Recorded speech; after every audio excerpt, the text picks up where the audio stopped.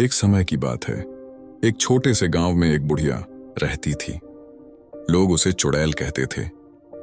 वह एक टूटी फूटी झोपड़ी में अकेली रहती थी। गांव के बच्चे उससे डरते थे और दूर से ही भाग जाते थे। कहते हैं कि रात के अंधेरे में वह काली साड़ी पहनकर गांव में घूमती थी।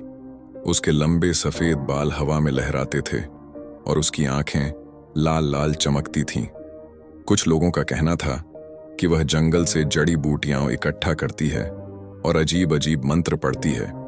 एक दिन की बात है, गांव में एक छोटी लड़की बीमार पड़ गई। डॉक्टर ने भी जवाब दे दिया। लड़की के माता पिता बहुत परेशान थे। तभी एक रात वह बुढ़िया उनके घर आई। उसने कुछ जड़ी बूटियां दी और कहा कि इन्हें पीसकर लड़की को खिला दें।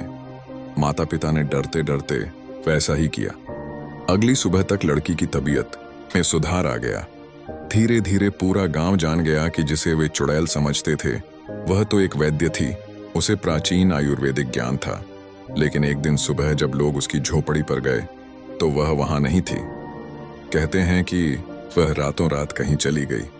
उसकी झोपड़ी में सिर्फ कुछ जड़ी बूटियां और एक पुरानी किताब मिली जिसमें आयुर्वेदिक नुस्खे लिखे थे। आज भी गांव के बुजुर्ग उस बुढ़िया की कहानी सुनाते हैं। कुछ कहते हैं वह सचमुच एक चुड़ैल थी, तो कुछ का मानना है कि वह एक महान वैद्य थी। लेकिन सच क्या था, यह आज तक कोई नहीं जानता। इस कहानी से हमें यह सीख मिलती है कि हमें किसी के बारे में बिना जाने समझे धारणा नहीं बनानी चाहिए। कभी कभी जो हमें बुरा लगता है वह वास्तव में अच्छा हो सकता है। हर चीज का एक छिपा हुआ पहलू होता है जो हमें पहली नजर में नहीं दिखता। कौन जाने, शायद वह बुढ़िया आज भी किसी दूसरे गांव में किसी की मदद कर रही हो, या फिर शायद वह सचमुच एक रहस्यमयी शक्ति थी जो लोगों की मदद करने के लिए आई थी और अपना काम पूरा करके चली गई।